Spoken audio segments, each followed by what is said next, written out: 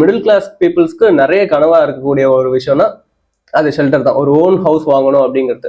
இது ஒரு ஃபினான்ஷியல் ஆஸ்பெக்ட்ல நீங்க எப்படி பாக்குறீங்க மேம்? சொந்த வீடு இருக்கணுங்க, ஆனா நீங்க சொந்த வீட்டுல இருக்கக்கூடாது. என்னோட ஃப்ரெண்டு வந்து இப்படி நல்லா என்ஜாய் பண்றான், நல்லா சம்பாதிக்கிறான், இவ்வளவு சேவ் பண்ணி வச்சிருக்கான், காரு பைக்கு வீடுன்னு எல்லாமே வாங்கிட்டான். நானும் அதே அளவுக்கு எஃபர்ட் போடுறேன், பட் என்னால சேவ் பண்ண முடியல, என்னால எதுவுமே வாங்க முடியல. அவங்க எவ்வளவு சேவ் பண்ணி வச்சிருக்காங்கன்னு கேட்டீங்கன்னா எதுவுமே இருக்காது. It will be zero. ஒரு பிசினஸ் ஆரம்பிச்சோம் அப்படின்னா அது 1 மந்த்லயே அவங்க வந்து ப்ராஃபிட் பார்த்துடணும் அப்படிலாம் நினைக்கிறாங்க. ஸோ அவங்களுக்குலாம் என்ன சொல்ல விரும்புறீங்க? அப்படி நீங்க ப்ராஃபிட் பார்க்கணும்னு நினைச்சீங்க அப்படின்னா கண்டிப்பா நீங்க வந்து பிசினஸ்க்கு வந்து சூட்டான ஆள் கிடையாது. ஹலோ குவிண்டர் ஆஃப் வியூவர்ஸ், இந்த வீடியோவில் நம்ம கூட இருக்கிறது யாருன்னு பார்த்தோம் அப்படின்னா நம்ம channel CEO Mrs Lavanya Kathiresan ma'am. வணக்கம். நிறைய பேர் கமெண்ட்ஸ்ல எஸ்ஐபினா என்ன, இதுனா என்ன, அதுனா என்ன நிறைய கேள்வி கேட்டிருக்கீங்க. உங்களோட கேள்வி எல்லாத்துக்கும் இன்னைக்கு இந்த பாட்காஸ்ட்ல நான் பதில் சொல்ல போறேன்.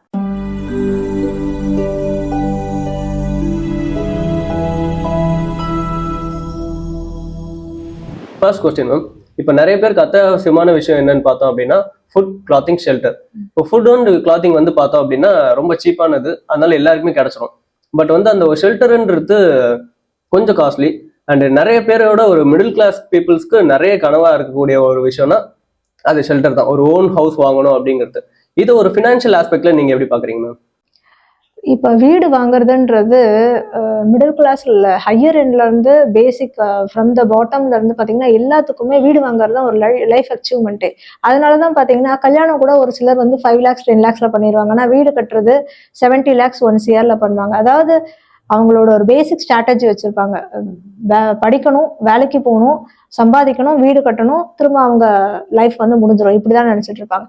ஆக்சுவலா வீடு கட்டுறது அப்படின்னு பாத்தீங்கன்னா நல்ல விஷயம் தான். பட் ஆனா நீங்க 70 lakhs கொடுத்து வீடு கட்டினீங்க அப்படின்னா அது எப்படியும் அதோட பில்டிங்கோட வேல்யூ வந்து உங்களுக்கு குறைஞ்சிட்டு தான் போகும். அதுக்கு பதிலா நீங்க வந்து ஒரு எஸ்ஐபியில சேர்த்து வச்சீங்கன்னா அது வந்து உங்களுக்கு அப்படியே மல்டிபிள் ஆயிட்டு போகும். இது வந்து நிறைய ஃபினான்ஷியல் ஆஸ்பெக்ட்ல நிறைய பேருக்கு இந்த விஷயம் வந்து தெரியது கிடையாது.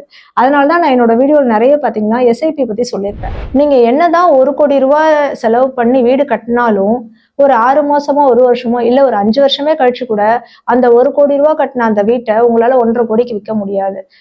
ஏன்னா வீடு எப்பவுமே ஒரு டெப்ரிசியேஷன் தான், அதுல ஒரு தேய்மானம் இருக்கும். இதை நிறைய பேர் புரிஞ்சுக்கிறது கிடையாது. நான் அப்ப வந்து 2 கோடி ரூபாய்க்கு வீடு கட்டினேன், இப்போ வந்து அதை 4 கோடிக்கு வித்து 5 கோடிக்கு வித்தேன்னாங்க. உங்களோட விலை அந்த வீட்டுக்கு உண்டானது கிடையாது. நீங்க வச்சிருக்கிறதுல அந்த லேண்டுக்கு உண்டான காஸ்டிங் தான் உங்களுக்கு ப்ராஃபிட்டா கிடைக்கிற அந்த அமௌண்ட். அப்பனா சொந்த வீடே வேணாம், நம்ம வந்து வாடகை வீட்லயே இருக்கலாம் அப்படின்னு சொல்றீங்களா? எப்படின்னா அப்படி கிடையாது. இப்ப என்னன்னு பாத்தீங்கன்னா சொந்த வீடு வேணும், ஆனா சொந்த வீட்டுல நீங்க இருக்கக்கூடாது. சொந்த வீடை நீங்க வாடகைக்கு விட்டுருக்கணும். புரியுதுங்களா நான் சொல்றது? சொந்த வீடு இருக்கணுங்க, ஆனா நீங்க சொந்த வீட்டுல இருக்கக்கூடாது. இதை நான் உங்களுக்கு டீட்டெயிலா எக்ஸ்பிளைன் பண்றேன். நீங்க ஒரு வீட்டுக்கு வாடகைக்கு போங்க, அந்த வீட்டை விலைக்கு வாங்குங்க, திரும்ப அந்த வீட்டுல இருந்து அடுத்த வீட்டுக்கு போங்க. நீங்க எந்த வீட்டை வாங்குனீங்களோ அந்த வீட்டை வாடகைக்கு விட்டுருங்க. நான் சொல்றது உங்களுக்கு புரியுதா? நீங்க இருக்கிறது எப்பவுமே வாடகை வீடா மட்டும்தான் இருக்கணும். ஏன்னா இப்ப நீங்க வாடகை வீட்டுல இருக்கும்போது உங்களுக்கு ஓவரால் என்ன பிரச்சனைனாலும் அந்த ஹவுஸ் ஓனர்கிட்ட தான் போவீங்க. ஆனா நீங்களா ஹவுஸ் ஓனரா இருக்கும்போது எல்லார் வீட்டு பிரச்சனையும் நீங்க சால்வ் பண்ணணும். இதை பிராக்டிக்கலா யோசிச்சு பாத்தீங்கன்னா ஒரு 1 கோடி ரூபாய்க்கு வீடு கட்டுவீங்க, அதுக்கு ஒரு 20 வருஷம் இல்ல 15 வருஷம் இஎம்ஐ கட்டுவீங்க. அது ஓவராலா பாத்தீங்கன்னா நீங்க அந்த 1 கோடி ரூபாய்க்கு லோன் வாங்கியிருக்கீங்கல்ல, அதுக்கு ஒரு 1.5 கோடி இல்லாட்டி 1 கோடி 30 லட்ச ரூபாய் கிட்டக்க கட்டுவீங்க. அவ்வளவு வருஷம் நம்ம இருக்க போறது இல்லைங்க. நீங்க பாத்தீங்கன்னா பெரிய பெரிய கம்பெனிஸே சொந்தமா வாங்குறத விட லீஸுக்கு தான் நிறைய இருப்பாங்க. ஏன்னா எப்ப வேணாலும் நீங்க காலி பண்ணிட்டு போயிட்டே இருக்கலாம். சொந்தமா வாங்கினா இப்ப எக்ஸாம்பிளுக்கு கோவிட்ல பாக்குறீங்க, 2020ல OMR ECRலாம் அவ்வளோ பில்டிங், அவ்வளோ கமர்ஷியல் பில்டிங் வந்து வேக்கண்டா இருந்துச்சு. அதாவது ஒரு 40,000 ரூபா 50,000 ரூபா இருக்கிற அந்த ரெண்ட் எல்லாமே உங்களுக்கு 15,000 ரூபாய்க்கு 20,000 ரூபாய்க்கு வந்தாங்க. ஏன்னா அங்க இருக்கிறவங்க யாருமே கமர்ஷியல் பீப்புள் கிடையாது. சாஃப்ட்வேர் சர்க்கிள்ல இருக்கிறவங்க எல்லாரும் ஒர்க் ஃப்ரம் ஹோம்னு வீட்லயே இருந்து வேலை செய்யறதுக்கு பழகிட்டாங்க. இன்னொன்னு பாத்தீங்கன்னா கம்பெனிஸ் எல்லாமே அவங்களோட மெயின்டெனன்ஸ் சார்ஜ், அவங்களோட இபி பில், ரெண்ட், அது மாதிரி நிறைய விஷயம் வந்து குறைஞ்சிடுச்சு. நிறைய கம்பெனிஸ்ல பாத்தீங்கன்னா இப்ப கூட 95% வந்து ஒர்க் ஃப்ரம் ஹோம் தான். நிறைய விஷயத்துல பாருங்க, நீங்க இன்டர்நெட் சார்ஜஸ்ல இருந்து எல்லாமே உங்களுக்கு எம்ப்ளாயிஸ்க்கு பிளே பண்ணிடுறாங்க. அப்பார்ட் ஃப்ரம் தட் என்னன்னா இப்ப அவங்க வராங்க, எம்ப்ளாயிஸ் வராங்கன்னா அவங்களுக்கு ஒரு கேஃபெட்டேரியா அரேஞ்ச் பண்ணணும், அவங்களுக்கு வந்து கிளீனிங் சர்வீசஸ் கொடுக்கணும், அந்த பில்டிங்கோட ரெண்ட் கொடுக்கணும், இபி சார்ஜஸ் இருக்கு, இதே மாதிரி மிஸ்சலேனியஸ் எக்ஸ்பென்சஸ் நிறைய இருக்கும். ஸோ அதனால பாத்தீங்க அப்படின்னா நீங்க எப்பவுமே வாடகை வீட்டுல இருக்கிறது பெஸ்ட். ஒரு சொந்த வீடை வாங்கி வாடகைக்கு விட்டுருங்க, ஆனா நீங்க வாடகை வீட்டுல இருங்க. அதுக்கப்புறம் கொஞ்சம் நீங்க சம்பாதிச்சதுக்கு அப்புறமா திரும்ப அடுத்த வாடகை வீட்டுக்கு போங்க, இந்த வீட்டை சொந்தமா வாங்கிருங்க. இப்ப நான் சொல்றது புரியுதா உங்களுக்கு? நெக்ஸ்ட் கொஸ்டின் வந்து ஒரு கம்பேரிசன். ம். Very common question for the common people. என்னோட ஃப்ரெண்டு வந்து இப்படி நல்லா என்ஜாய் பண்றான், நல்லா சம்பாதிக்கிறான், இவ்வளவு சேவ் பண்ணி வச்சிருக்கான், காரு பைக்கு வீடுன்னு எல்லாமே வாங்கிட்டான். நானும் அதே அளவுக்கு எஃபர்ட் போடுறேன், பட் என்னால சேவ் பண்ண முடியல, என்னால எதுவுமே வாங்க முடியல. ஸோ அந்த மாதிரி கம்பேரிசன் தாட்ஸ்ல இருக்கவங்களுக்கு நீங்க என்ன சொல்ல விரும்புறீங்க? நல்ல கொஸ்டின் தான் இது. இப்ப நிறைய பேருக்கு பாத்தீங்கன்னா அவங்க எல்லாருமே சாஃப்ட்வேர் பீப்புள்ல ஒர்க் பண்றவங்க மோஸ்ட்லி 50,000க்கு மேல சேலரி வாங்குறவங்க தான். ஆனா அவங்க எவ்வளவு சேவ் பண்ணி வச்சிருக்காங்கன்னு கேட்டீங்கன்னா எதுவுமே இருக்காது. It will be zero. முன்னாடி எல்லாம் ஒரு 5,000 10,000 தான் சேலரி வாங்குறாங்க. ஆனா அவங்களுக்கு வந்து அந்த சேவிங் கெப்பாசிட்டி வந்து அதிகமா இருக்கும்.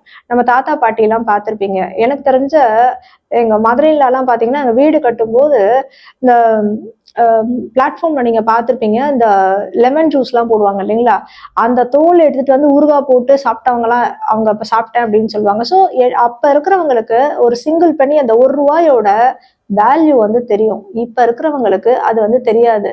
உங்க வீட்டு பசங்க கிட்ட கூட சொன்னீங்கன்னா ஜஸ்ட் ₹10 தானே, அந்த ஜஸ்ட்ன்ற வார்த்தை வந்து வந்துருச்சு. ஸோ இந்த இடத்துலயே நம்மளோட சேவிங்ஸ் வந்து டோட்டலா அடி வாங்கிருச்சு. பெரிய பெரிய கம்பெனிஸ் வந்து பாத்தீங்கன்னா இதான் யூஸ் பண்ணிக்கிறாங்க. இப்ப ஒரு ப்ராடக்ட நீங்க காசு கொடுத்து மொத்தமா வாங்குறத விரும்புவீங்களா, இல்லாட்டி இஎம்ஐல வாங்குறத விரும்புவீங்களா? ஆப்வியஸா நீங்க வந்து இஎம்ஐக்கு போவீங்க. இஎம்ஐக்கு போகும்போது நீங்க எவ்வளவு பே பண்ணுவீங்கன்னா, நீங்க வாங்குற பொருள்ல இருந்து ஒரு 25 to 30% எக்ஸ்ட்ரா கட்டுவீங்க. ஆனா உங்களுக்கு அது வந்து பெரிய இதா தெரியாது. ஏன்னா ஒன்னா ₹20,000 கொடுக்கறத விட மாசம் மாசம் நம்ம ஒரு ₹1,500 ₹2,000 கொடுக்கலாமே. இதான் கான்செப்ட். இப்ப ஓவராலா சொல்லுங்க, நீங்க ஒரு ஐபோன் வாங்குறீங்கன்னா அது ஒரு ₹1,50,000. அவங்களோட டார்கெட் ஆடியன்ஸ் யாருன்னு தெரியுமா உங்களுக்கு? ₹1,50,000 வச்சிருக்கவங்க கிடையாது. அவங்களோட டார்கெட் ஆடியன்ஸ் ₹50,000 இருந்து ₹60,000 சம்பளம் வாங்குறவங்க தான். ஏன்? அவங்க வந்து ரொம்ப ஈஸியா மாசம் ₹10,000 இஎம்ஐ கட்டிடுவாங்க. அதே மாதிரி பணக்காரங்க பாத்தீங்கன்னா அவங்க கிரெடிட் கார்டு யூஸ் பண்ண மாட்டாங்க, ஏடிஎம் கார்டு யூஸ் பண்ண மாட்டாங்க, நெட் பேங்கிங் யூஸ் பண்ண மாட்டாங்க, ஒன்லி கேஷ் தான் யூஸ் பண்ணுவாங்க. ஏன்னா நீங்க கேஷ் செலவு பண்ணும்போது உங்களுக்கு அந்த கணக்கு தெரியும், காசு நம்மளை விட்டு போதேன்னு தெரியும். ஆனா நீங்க கிரெடிட் கார்டுலயோ இல்ல ஏடிஎம் கார்டுலயோ ஸ்வைப் பண்ணும்போது அது வந்து ஒரு டிரான்சாக்ஷனா தான் தெரியுமே ஒழிய அந்த காசு செலவாகுதுன்ற அந்த வழி வந்து உங்களுக்கு இருக்காது. இப்ப நீங்க கேட்ட கேள்விக்கு வந்து நான் சொன்ன பதில் பாதி வந்து புரிஞ்சிருக்கும் உங்களுக்கு. ஸோ நீங்க ஒருத்தர் இதை பண்றாங்க அதை பண்றாங்க சேர்த்து வைக்கிறாங்க இதெல்லாம் இல்லாம நீங்க வந்து எஸ்ஐபில, அதாவது சிஸ்டமேட்டிக் இன்வெஸ்ட்மெண்ட் பிளானிங், நம்ம நிறைய வீடியோஸ்ல சொல்லியிருப்போம். அதோட லிங்க் வந்து மேல கொடுத்துருப்போம். நீங்க அதை பாத்தீங்கன்னா உங்களுக்கு டீட்டெயிலா தெரியும். அதுல வந்து சொல்லியிருப்போம், மந்த்லி ஒரு ₹10,000 உங்களால வந்து கண்டினியூஸா ஒரு 10 years 15 years சேர்த்து வைக்க முடிஞ்சா நீங்க எல்லாருமே கோடீஸ்வரர் தான். நெக்ஸ்ட் கொஸ்டின் மேம், இதுவும் வந்து ஒரு காமனான கொஸ்டின் தான். சில ஒரு வறுமையில இருக்க ஒரு அர்ஜென்ட்டுக்கு ஒன்று வேணும் அப்படின்னும் போது ஒருத்தவங்க கடன் வாங்கிட்டாங்க. ஸோ அதை திருப்பி கொடுக்கணும் அப்படின்ட்டு வேற ஒரு இடத்துல இன்னொரு கடன் வாங்குறாங்க. அதை முடிக்க இன்னொரு கடன், அதை முடிக்க இன்னொரு கடன் அப்படின்ட்டு நிறைய கடன் போயிட்டே இருக்கு. ஸோ இப்போ இத்தனை நிறைய கடன் வாங்கிட்டேன், இதெல்லாம் எப்படி நான் சீக்கிரம் முடிக்கணும் அப்படின்ட்டு ஒரு சின்ன ஃபியூ டிப்ஸ் கேட்டிருக்காங்க அவங்களுக்கு. யாருமே இப்ப வந்து கடன் வாங்காம கிடையாதுங்க. நீங்க நம்ம அம்பானில இருந்து அதானில இருந்து அவங்க கிட்ட இல்லாத காசே கிடையாது. ஆனா யாராவது சொந்த பணம் போட்டு பிசினஸ் பண்றாங்களா, இல்ல கடனே வாங்காம பிசினஸ் பண்றாங்களான்னா கிடையாது. எல்லாருமே 10,000 கோடி 20 அவங்களோட நிலைமைக்கு உண்டான மாதிரி ஏத்த மாதிரி கடன் வாங்கிக்கிறாங்க. இப்ப கோடிக்கணக்குல சம்பாதிக்கிறவங்களுக்கு லட்சக்கணக்குல சில கடன் இருக்கும், லட்சக்கணக்குல சம்பாதிக்கிறவங்களுக்கு ஆயிரக்கணக்குல கடன் இருக்கும். கடனோட வேல்யூலாம் டிஃபர் ஆகுமே ஒழிய கடன் வந்து ஒழியாது. முதல்ல நீங்க ஒரு கடன் வாங்குறீங்க அப்படின்னா இந்த கடன் வாங்கி என்ன பண்றீங்கன்றதுதான் அந்த முக்கியமான ஆஸ்பெக்ட். ஒரு கடனை வாங்கி நீங்க ஒரு முதலீடு பண்றீங்கன்னா அந்த கடனை நீங்க எப்படி அடைக்கணும்னா, நீங்க முதலீடு பண்ண அந்த தொழில இருந்து வர லாபத்துல நீங்க அந்த கடனை அடைக்கணும். நீங்க அந்த கடனை அடைக்கிறதுக்கு திரும்ப ஒரு கடனே வாங்குறீங்க அப்படின்னா கண்டிப்பா நீங்க வந்து கடன்காரனாதான் போவீங்க. நெக்ஸ்ட் கொஸ்டின் வந்து ஒரு நிறைய யங்ஸ்டர்ஸ்க்கான கொஸ்டின் மேம். எனக்கு வந்து கார்பரேட்ல ஒருத்தருக்கு அடியில் வந்து கை கட்டி ஒர்க் பண்ண விருப்பம் இல்லை. நான் வந்து ஓனா ஒரு பிஸ்னஸ் ஸ்டார்ட் பண்ணணும், பட் எனக்கு வந்து அந்த பிஸ்னஸ்ல ஒரு முன் அனுபவமே இல்லை. நான் என்ன பண்ணலாம்? அவங்களுக்கான ஒரு ஆன்சர்ஸ் மேம். இந்த கேள்வியை யங்ஸ்டரான நீங்க கேட்கறதா எனக்கு ஆச்சரியமா இருக்கு. கோவிடுக்கு அப்புறம், அதாவது 2020க்கு அப்புறம் பாத்தீங்கன்னா முக்கால்வாசி பேர் வந்து தனியா பிசினஸ் ஆரம்பிக்கணும், தான் ஒரு ஆண்டர்பிரினர் ஆகணும்ன்ற அந்த விஷன்ல இருக்காங்க. ஆனா என்னன்னா கையில சேர்த்து வச்சிருக்க ஆப்வியஸா ஒரு சாஃப்ட்வேர்ல ஒர்க் பண்றாங்கன்னா அவங்களுக்கு வந்து ஒரு 5 lakhs 10 lakhsன்றது பெரிய அமௌண்ட் கிடையாது. கண்டிப்பா அவங்களோட சேவிங்ஸ்ல இருக்கும். ஒரு பிசினஸ் ஸ்டார்ட் பண்ணும்போது அவங்க யார்கிட்டயுமே எந்த கேள்வியுமே கேட்கவே மாட்டாங்க. அதாவது ஒரு இடத்துல போடுறாங்கன்னா அந்த இடத்த பார்ப்பாங்க, அட்வான்ஸ் கொடுப்பாங்க, அதுக்கு ஒரு 2-3 lakhs செலவு பண்ணி இன்டீரியர் செலவு பண்ணி எல்லாத்தையுமே பண்ணுவாங்க. அவங்க போடுற அந்த பொருளுக்கு உண்டான ஸ்ட்ராட்டஜி, டெமோகிராஃபிக்ஸ் ஸ்ட்ராட்டஜின்னு சொல்லுவாங்க, ப்ராடக்ட் ஸ்ட்ராட்டஜின்னு சொல்லுவாங்க, எதுவுமே பண்ண மாட்டாங்க. நம்ம பொருள் அந்த இடத்துல போட்டா ஓடுமா, அந்த ப்ராடக்ட்டுக்கு உண்டான ஆடியன்ஸ் அங்க இருக்காங்களா, அந்த இடத்துல வாக்கின்ஸ் எப்படி இருக்கு, இந்த மாதிரி நிறைய நான் ஒரு சில கம்பெனிஸ் பார்த்துருக்கேன்.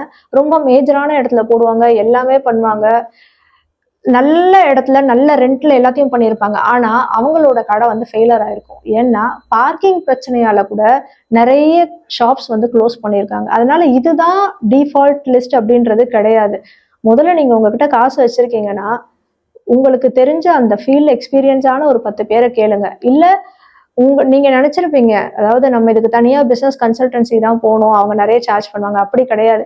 அதே ஏரியால டீ கடை வச்சிருக்க அந்த டீ மாஸ்டர்கிட்ட போய் கேட்டீங்கன்னா கூட அவருக்கு உங்களோட பதில் வந்து அவர்கிட்ட இருந்து வரும். என்னன்னா அவர் அத்தனை வருஷமா இருக்கிறதால கஸ்டமர் எப்படி வருவாங்க எல்லாத்தையுமே. நான் ஒரு கேள்வி கேட்குறேங்க. நீங்க ஒரு சந்துக்குள்ள போறீங்க, அதுல ரைட் ஹேண்ட் சைட்ல ஒரே ஒரு டீ கடை இருக்கு. அப்ப நீங்க டர்ன் பண்ணும்போது டீ குடிக்கலாமா வேண்டாமான்னு உங்களுக்கு டவுட் வரும். அதே சந்தில் அந்த டீ கடைக்கு ஆப்போசிட்ல ஒரு காஃபி ஷாப் வருது.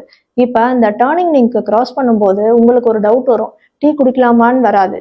இந்த பக்கம் இருக்க டீ குடிக்கலாமா இல்லை அந்த பக்கம் இருக்க காஃபி குடிக்கலாமா. ஆப்வியஸா என்னன்னா எந்த நீங்க நினைச்சிருப்பீங்க உங்க காம்படிட்டர் பக்கத்துலயே இருக்காரு, அந்த காஃபி ஷாப்காரரு டீ கடை ஆப்போசிட்லயே இருக்கும், எப்படி நம்ம கடை ஓடும் அப்படின்னு நினைச்சிருந்தா கண்டிப்பா அவரால் வந்து அந்த கடையை போட்டு ஓட்ட முடியாது.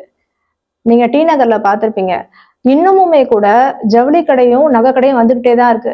அவ்வளோ ஜவுளி கடை அவ்வளோ நகை கடையை வாங்குறதுக்கு எங்க இருந்து கூட்டம் வராங்க. டி நகர் ஒரு சின்ன ஏரியா தான். அப்பனா எந்த இடத்துல நம்ம காம்படிட்டர் இருக்காங்களோ அந்த இடத்துல நமக்கு பிசினஸ் நல்லாவே வரும். ஏன்னா அந்த காம்படிட்டர் இதை பண்றாரு, அவர் பண்ண தப்ப நீங்க ரெக்டிஃபை பண்ணி உங்க ப்ராடக்டை ஜட்ஜ்மெண்ட் பண்ண முடியும். அதான் நான் முன்னாடியே சொன்ன மாதிரி ஆரம்பிக்கும் போது யார்ட்டையுமே கேட்காம கடை எல்லாத்தையும் போட்டுட்டு கடை லாஸ் ஆயிடும், சேல்ஸே ஆகாது. ஒரு 10 லட்ச ரூபா செலவு பண்ணி சேலே ஆகாத போது தேடி தேடி பிடிச்சி அட்வைஸ் கேட்பாங்க. இதை ஆரம்பிக்கிறதுக்கு முன்னாடியே 10 லட்ச ரூபா கொடுத்து ஆரம்பிக்கிற உங்களால 10,000 ரூபா செலவு பண்ணி ஒரு கன்சல்டன்ட் கிட்ட போயிட்டு அட்வைஸ் கேட்க முடியாதா? அப்படி கேட்டிருந்தீங்கன்னா கண்டிப்பா உங்களோட 10 லட்ச ரூபா வந்து காப்பாற்றப்பட்டிருக்கும். அதே மாதிரி இப்போ நிறைய பேருக்கு வந்து பார்த்தோம் அப்படின்னா அந்த ஒரு பேஷன்ஸே கிடையாது யங்ஸ்டர்ஸ்க்கு. ஒரு பிசினஸ் ஆரம்பிச்சோம் அப்படின்னா அது 1 monthலயே அவங்க வந்து ப்ராஃபிட் பார்த்துடணும் அப்படிலாம் நினைக்கிறாங்க. ஸோ அவங்களுக்குலாம் என்ன சொல்ல விரும்புறீங்க? நீங்க வந்து ப்ராஃபிட் பார்க்கணும் அப்படின்னா இமீடியட்டா எந்த ஒரு ஃபீல்டுமே வந்து ப்ராஃபிட் பார்க்க முடியாது. அப்படி நீங்க ப்ராஃபிட் பார்க்கணும்னு நினைச்சீங்க அப்படின்னா கண்டிப்பா நீங்க வந்து பிசினஸ்க்கு வந்து சூட்டான ஆள் கிடையாது.